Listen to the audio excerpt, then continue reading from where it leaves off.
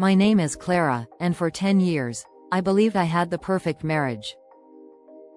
My husband, Daniel, was charming, respected, and everyone admired how deeply he seemed to love me. I was proud to be his wife. We were the couple everyone looked up to, the ones who held hands at family dinners, who smiled for photographs that now feel like lies framed in gold. But sometimes, love blinds us so completely that we can't see the darkness standing right in front of us.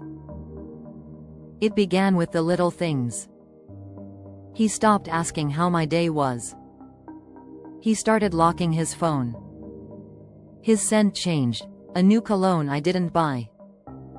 The dinners we once shared in laughter became silent meals filled with distance. When I asked, half-jokingly, "Who's keeping you so busy these days?" he smiled that familiar smile, kissed my forehead, and said, "You're imagining things, Clara." I believed him. I wanted to believe him. Because admitting the truth meant accepting that the man I loved was slowly disappearing.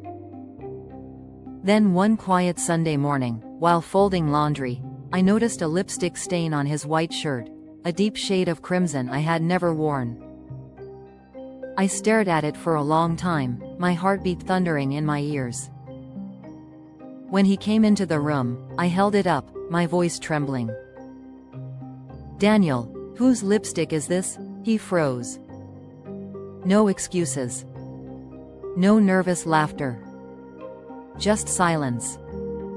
Then, with a sigh that felt rehearsed, he said the words that shattered my world. "Clara, I didn't mean for you to find out like this. Her name is Naomi, and I love her." Just like that, my marriage, my entire identity, collapsed. I don't remember much after that. I remember him packing a suitcase, the slam of the door, and the hollow echo that followed. I remember sitting on the kitchen floor, clutching the wedding photo where he'd promised forever. The house felt like a museum of memories, cold, empty, and cruelly intact. Days became weeks. Weeks became months.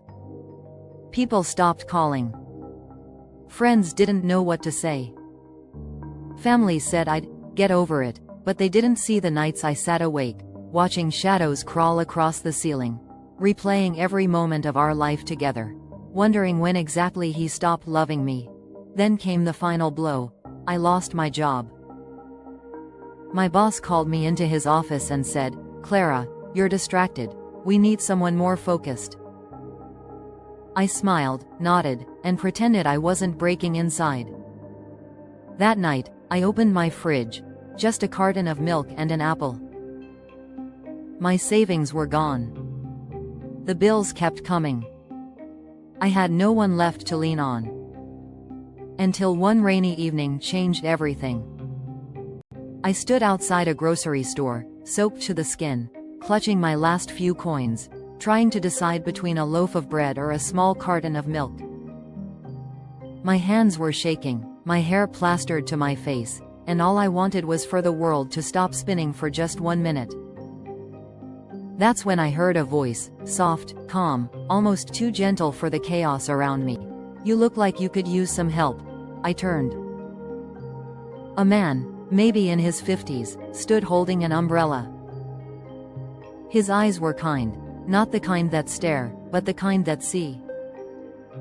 "I'm fine," I lied. But my voice cracked, and before I knew it, the tears I'd been holding back for months poured out. He didn't interrupt. He didn't tell me to stop crying. He just listened. When I finished, he said something I'll never forget. "Sometimes the rain isn't here to drown you, Clara. It's here to wash everything away." His name was Ethan. Over the next few days, he'd stop by the small cafe where I spent my afternoons applying for jobs. Sometimes he brought coffee. Sometimes he just sat beside me in silence, reading. There was no pity in his eyes, only quiet understanding. He ran a small design company and offered me part-time work as an assistant. It wasn't glamorous, but it gave me something I hadn't felt in months: purpose. Every day at that office felt like therapy. Ethan taught me how to see beauty in simplicity, in a clean page, a warm color, a well-drawn line. He'd say, "Design is like healing, Clara. You take something broken and make it whole again." Slowly, piece by piece, I started rebuilding my life. I cut my hair short. I joined a yoga class. I began to laugh again. I even redecorated my apartment, bright curtains, fresh paint, no reminders of him. For the first time, I woke up and didn't feel the weight of Daniel's absence. Then one afternoon, 6 months later, my phone buzzed. A number I hadn't saved but could never forget. I almost didn't answer. But curiosity won. "Clara," the voice said, shaky, broken. "It's me, Daniel." I froze. He sounded nothing like the man who left me. "I need to see you," he said. "Please." Against my better judgment, I agreed to meet. He showed up at my office, thinner, tired, and desperate. "Naomi left me," he said, tears in his eyes. "I made a mistake, Clara. Please, come home." I looked at him, the man who once had power over my every emotion, and felt nothing but calm. "Home?" I said softly. "That home doesn't exist anymore, Daniel. You destroyed it." He begged. He cried. He said he couldn't live without me, but the truth was, I had already learned to live without him. That night, I sat in my apartment, listening to the rain tapping gently on the window, the same rain that had once soaked me outside that grocery store. Only this time, it didn't feel cold. It felt like a quiet applause from the universe, reminding me how far I'd come.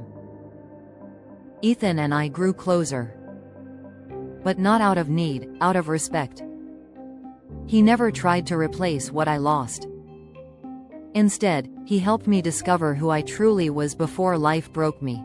Sometimes we'd sit in silence, watching the rain, and he'd smile. "See, it doesn't always mean sadness."